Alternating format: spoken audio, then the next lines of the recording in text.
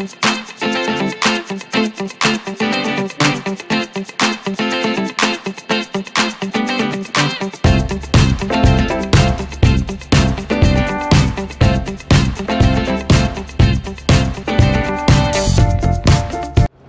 morning everywhere, this is dear Mama Sal on a crisp looking day. I'd have to say that would be the word to describe the day, not the word of the day. It's 11 degrees here in southern British Columbia, which would translate through to about 51 in American. Clear blue sky. I can see a couple of clouds, but just little nippy, let's put it that way. Who'd ever thought you'd say that about 11 degrees? I'm certain I'll be very glad for 11 degrees come the spring. The word of the day I want to use is observe. And part of what made me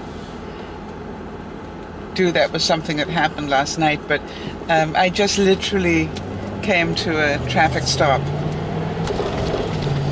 and watched a squirrel running across some high wires, telephone wires, and observed autumn on its way. The other thing I observed about autumn on its way, or definitely here, depending on how you look at it, was that my car was covered in condensation this morning. And the good news is it's only condensation, because you and I both know it's when it turns to ice that it really messes with my day. I don't like observing ice on my car.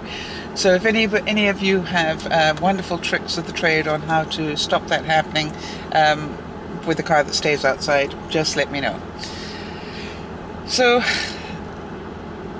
last night I decided to take control of part of my life.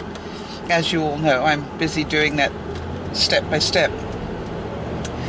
And I'm getting a little concerned about the fact that, my life's a little bit overwhelmed with dear Mama Sal stuff.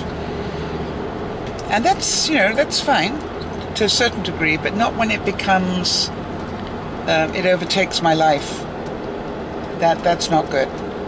Then it becomes overwhelming, especially as I work as well. So what I decided is, okay, I need to take control of this in a different way.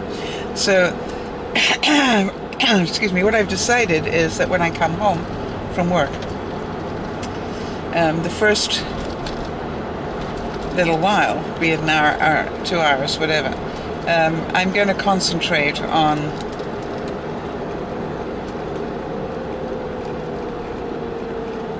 my house or my life, whatever it is I need to do for me.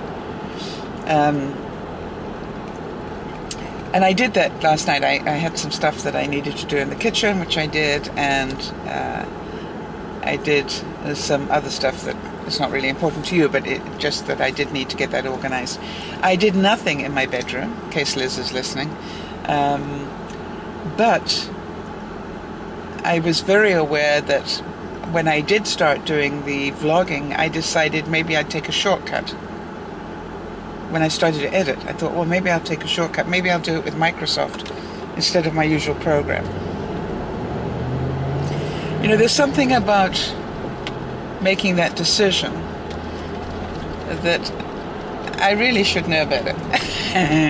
I've always said to people, if you're in a hurry, do not take the shortcut. Take the route you know.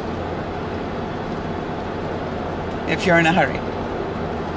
Everybody will tell you, oh, there's a shortcut, da-da-da-da-da-da. Don't take that one. If you're in a hurry to get somewhere, go the route you know. Because it is 9 times out of 10 going to take you less time than taking a shortcut and getting lost. So what I did was I decided to take the shortcut, or what I thought was going to be a shortcut. And the silly thing was that the whole vlog went really well. I did all the edits, did all the bits and pieces to it. Everything was going well. And then I went to process it. When I went to process it, it only processed 99%. And I went, okay, fine, sometimes that happens, so not sure what's causing that, but never mind, let's start that again. And I started again in Microsoft. And guess what? I went through all the edits, did all the little bits that you do, and redid all of it, and then set it to process, and it processed 99%. Now, I'm glad you weren't there to observe me at that time, because the language that I used the second time was not as polite as the first time. And by now I'm beating up on myself for why didn't I just do it with my regular program? Now, you want to talk about an absolute waste of time. If you ever want to waste your time and effort, it's to ask yourself why. You see, in the big scheme of things, when you observe that question, it's not going to make a blind bit of difference to what your present situation is. It might make a blind bit of difference to future, but it's not going to help you do what you're trying to do any faster today. So, after I observed, what I was doing to myself, I laughed and I went, okay, fine. Let's go back to your regular program and let's start all over again. Take a deep breath. Because, swearing at it wasn't helping either. For some reason, that didn't make it work. So eventually, I went back to the old program, and for the third time, completely re-edited and put the tops and toes and did all the other bits to the vlog. And off I went. And it worked beautifully. And for some miraculous reason, I even got it up before midnight. So I was very, very happy with it. So I look at it and I go, what on earth made me do that? That's the time to observe, is after you've got it fixed, not while you're trying to fix it. And then, of course, I'm going, wow, that's late now. And I haven't been on the total gym. Now you know that the little voice in my head's going, oh, but you're tired now. And then I heard, yes, but what if the total gym makes a noise and they can hear it downstairs at this time of night? And I burst out laughing and went, yeah, right, I made a commitment. I'm keeping it. And got on the total gym and did 10 minutes. Now, I'm still not totally understanding what I'm doing wrong, if anything. Because, well, other than the 2 helpings of roast beef and Yorkshire pudding and roast potatoes and gravy. Yeah, I can understand that bit. But I certainly have been doing the exercise, and so again I have decided to observe the fact that the exercise is not necessarily about losing weight. I think somebody once said that you exercise to keep fit and you eat to lose weight. In other words, sometimes the two are not one and the same thing. And I'm trying to think. Oh yeah, I was doing on my total gym. Gas would be a good thing when I come home tonight. Oh, it's payday. What a wonderful day. Yay. It's also my mummy's birthday. God rest her soul.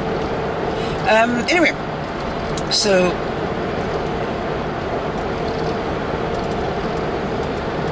I was thinking that when I was doing my total gym stuff, part of what I was doing was kneeling on my total gym bench. The total gym has a bench that rolls up and down, and I was kneeling on it and pulling myself up. Almost like a rowing machine action. Pull yourself up and it pulls the bench up. And then I was stretching, and when I went down, I was stretching right out. So I was still leaning but I ended up sort of touching my head to the board, and the rolls of fat of my stomach were in evidence. I observed that I could not see them as much as feel them. So then I said, okay, fine, and I turned over and did a fair amount of work stretching those muscles. It's not that I have a six-pack. I think what I have is more like a half-inflated kiddie pool around my stomach. Do any of you know what I'm talking about here?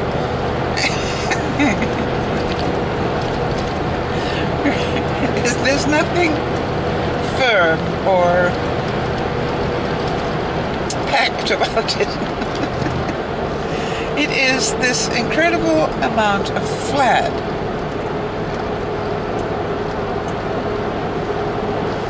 And I observe it on a regular basis. So I'm looking forward to doing more work on my total gym and observing whether or not it manages to shift some of that flab.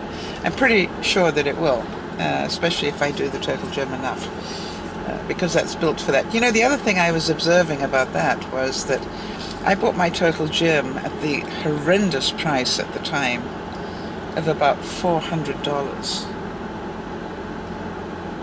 I think it was about $400, and it was expensive in those days.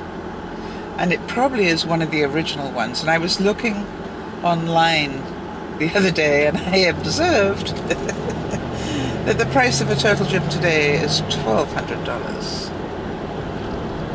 Well, I've had my total gym for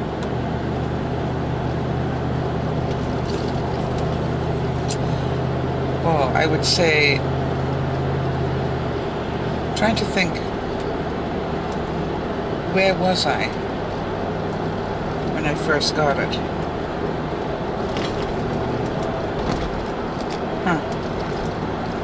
I'm saying I must have had it for at least 15 to 20 years. Definitely at least 15. More like 20, I would think. So, not a bad price. And I've never thrown it away.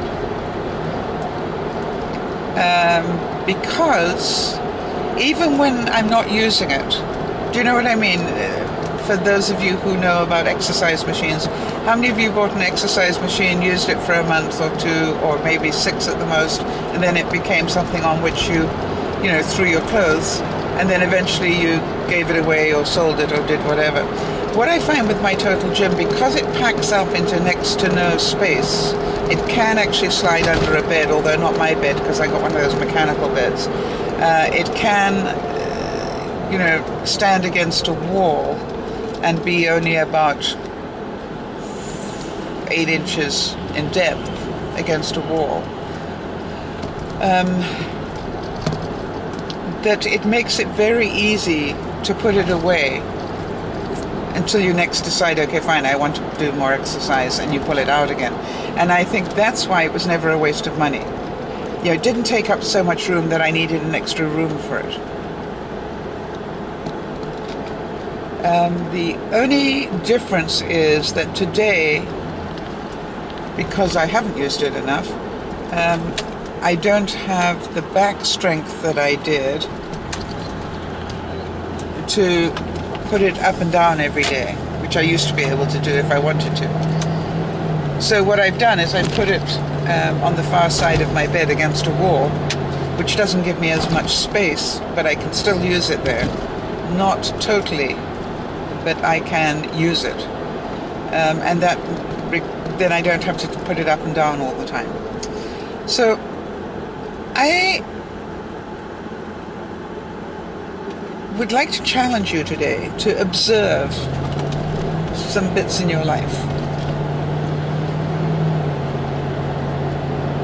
I've always said, and for those of you who have ever seen any of my life lessons on some of the videos, the life lessons where I literally did one on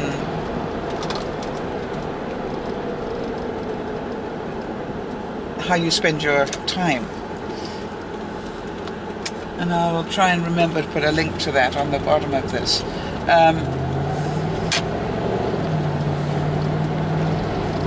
Because it's an important one. Actually, what I will do is try and embed the link to it at the end of this one. So if you're listening to this and you haven't seen that Wheel of Life type video that I did, just understand that I'll click it on here probably round about now if I'm smart. And if you click on it, it'll just open it up on a different window. It won't take you away from this one, so you can finish this video and then watch the other one. Anyway, so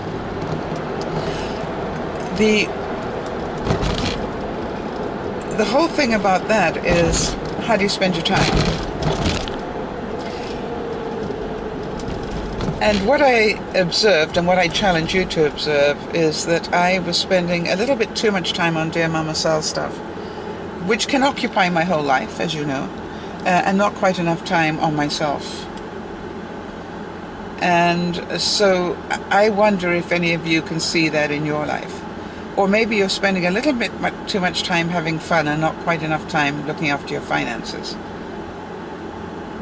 Oops. Or too much time watching YouTube, but not enough time tidying up that room you want to get tidy. And it doesn't mean you can't do both. And I'd be the first one to encourage you to do both. But remember what I was saying at the weekend, that the trick is to do both in a way that makes it fun. In other words, do the thing you don't want to do and reward yourself with the thing that you do want to do. And that way, hopefully, you'll get some more stuff done. So observe as well. How many friends have you contacted this week? And for some of you, it'll be lots and lots and lots. That's okay. But you may want to observe that, because I've always found that people say to me, oh, you know, I don't have many friends. Well, are you a friend? Observe that. The best way to have friends is to be a friend. Friends don't need a lot. Have you noticed that? Well, if they do, then, yeah, maybe. Never mind, it's a whole other subject. But basically, friends are pretty easy to please.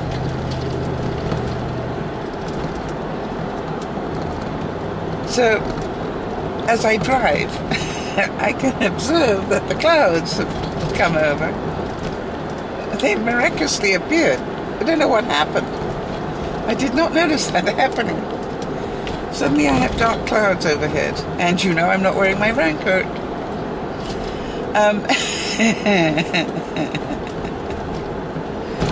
And I'm going shopping after work. Well, if it's raining, I won't be going shopping after work, probably. I'll just go and put the check in and go home. There you go. So have a great day, everybody. And, oh, for the person who asked me why some videos seem to cut off almost mid-sentence, there is a reason for that. And at least one person advised me that it's because my camera overheated. So it does do that if I leave it on too long. Apparently. So thank you for that information, whoever it was that told me that. Love learning these things. This is Dear Mama Sal saying, observe your life, be aware. Bye for now.